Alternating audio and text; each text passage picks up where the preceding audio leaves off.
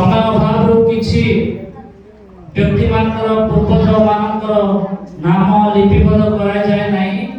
समय अभाव थिबारु एणु आउ निज निज मन भितरे दुख प्रकाश करंतु नाही। आसतु उत्कल बाप्तिस्ट मंडली पादपुर 28तम मंडली स्थापना शरण दिवस उपलक्षे इतिहास लोक माने सदाप्रभु मंगलदान मनुष्य संतान प्रति तांको आचर्य क्रिया सकाशु तांकर प्रशंसा करंतु।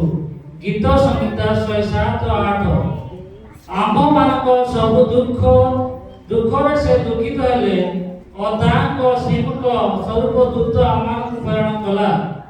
से अपना प्रेम अपना द्वारे आमान को मुक्त कले और पुरातन काल समस्त दिन आमान को बहिने जिसा देश में दोई बातपुर बस्तीर बसवास की प्रकार प्राचीन काल इतिहास तो जाना जाए। प्रथमे दशपला अंचल रामा भीमा गंगा भूषा माने प्रथमे आसी जंगल सफा करी झाटी माटी छण चपर घर तैयारी करी एठारे बसवास कले। जलधारा प्रवाहित समतल अंचल को बसवास सुविधा उपयोगी मन करी आउरी अनेक लोक एठारे नयागढ़ पारिमा ग्रामर आ किछि लोक माने एठाको आसी मिलिमिशि बास कले। एमाने समस्ते प्रथमे हिंदू धर्म ग्रहण करी हिंदू धर्म पर्वाणी मानकरे मद पी मातल होई नुआखिया पालन करुथिले। उक्त पर्वाणी मानकरे समस्ते बायद बजाई नाच गीत करी की पुरुष की स्त्री होई जीवन काटुथिले।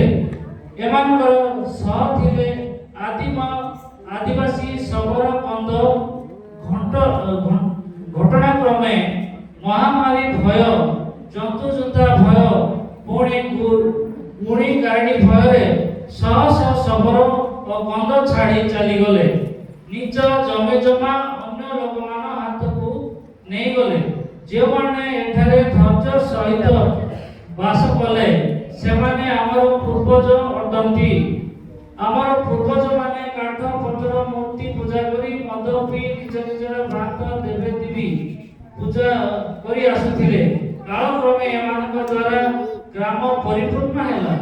कथित अछि भूमसरा रानी सुरक्षा निमंते ग्राम मुख्य छत्र सिंह बेहबळे भूमिका रे भूमसरा राजा मुक्त होई अष्ट धातु उपहार सह इनाम जमी पटारे उल्लेख करथिले जे 115 मौड़ मणि वीर बहादुर छत्र सिंह बेहबळे ईमानदार बादपुर उपाधि देथिले। तद अनुसार ग्रामर नाम बादपुर नाम रे नामित होई अछि।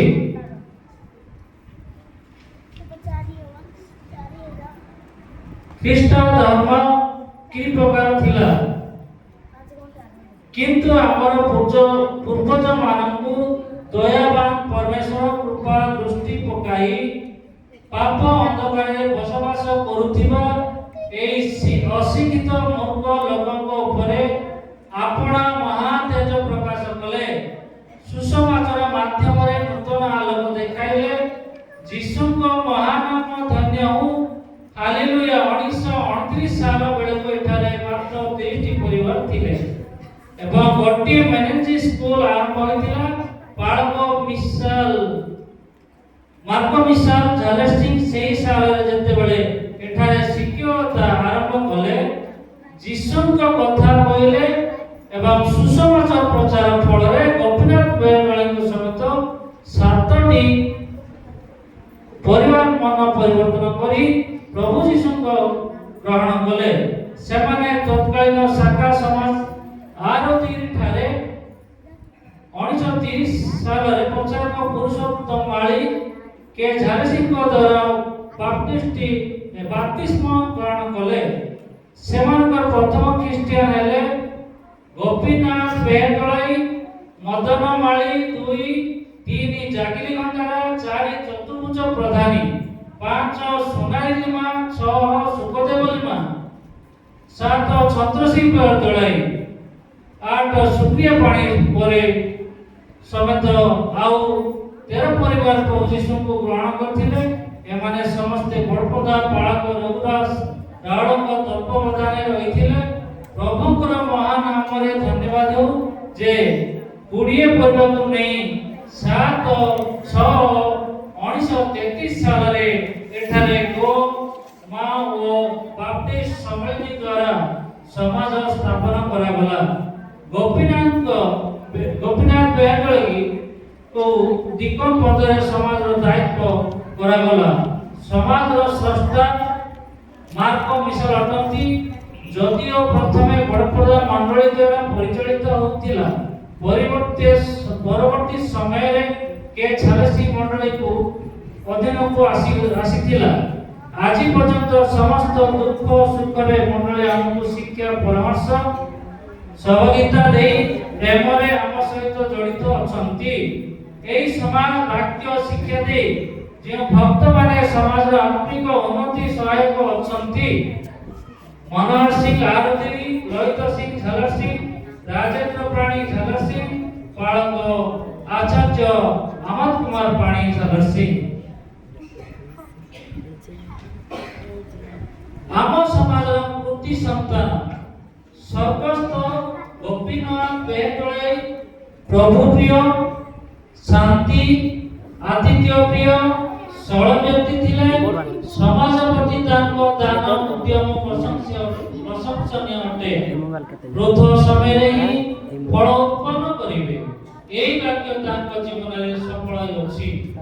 समाज स्थापनावादी 1994 मसीहा दीर्घ 61 वर्ष तत्त्वावधान करि आसुथिले। तांको अवसर परे समाज प्रथम चालक भावे श्री आलो मणिया को चालक पद दिया जाइथिला। 1995 मसीहार शेष वर्षरे पुणी 1996 साल निमंते चालक श्रीयुक्त शरचंद्र बेहेंडळे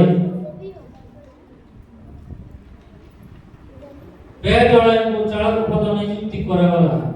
समाजर चालक भावे कार्य करि आसु पुणी वर्ष शेषरे 1957 सालरे निमंते स्थानीय समाज सर्वस्थ सांसद पाणी को चालक पद निमंते निर्वाचित कराइथिला और समाजर साधारण संपादक श्री सुजन कोषाध्यक्ष श्री पद्मसेन काउरी समाजर बेहेरा फिलिमल को दिया जाइथिला। समाजर प्रथम अष्टमासिक सभा सर्वस्थ संसद पाणी को चालक संपादक श्री सुजन कोषाध्यक्ष श्री पद्मसेन समेत समाजर बहु समुद्र कर्मकर्ता एवं समाज प्राचीन मानक नहीं सम्मिलन अष्टमासिक सभा 1997 साल अष्टमासिक सभा अनुष्ठित होइथिला। समाज शेष परे समाज उद्दीपना उपासनार समस्त सदस्यଙ୍କ उत्साह आनंद सहयोग सहित देखि श्री स्वर्गस्थ संसद पाणी चिंता कले सेतेबेले हम झालर सिंह के झालर सिंह मंडली अशांति प्रभाव आम समाज प्रति पड़िथिला। दीर्घ दिन धरी मंडलीर सहानुभूति वंचित निजे होइथिलु। एणु निज एक मंडली गठन करबार निष्पत्ति नियागला एवं समाज स्थापन प्राय 65 वर्ष परे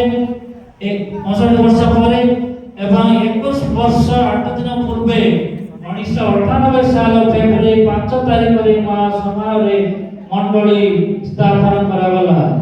उत्कल बाप्टिस्ट मंडली सम्मेलन उपस्थित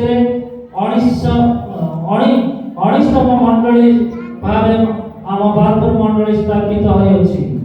आम मानकर सदा प्रभु महान अटंती एवं उपयुक्त पालक आमको जगाइछंती एवं पालक आचार्य विकास कुमार पर मंडली को प्रेम करी सामाजिक आत्मिक भावे परिचालन करी ने अछंती।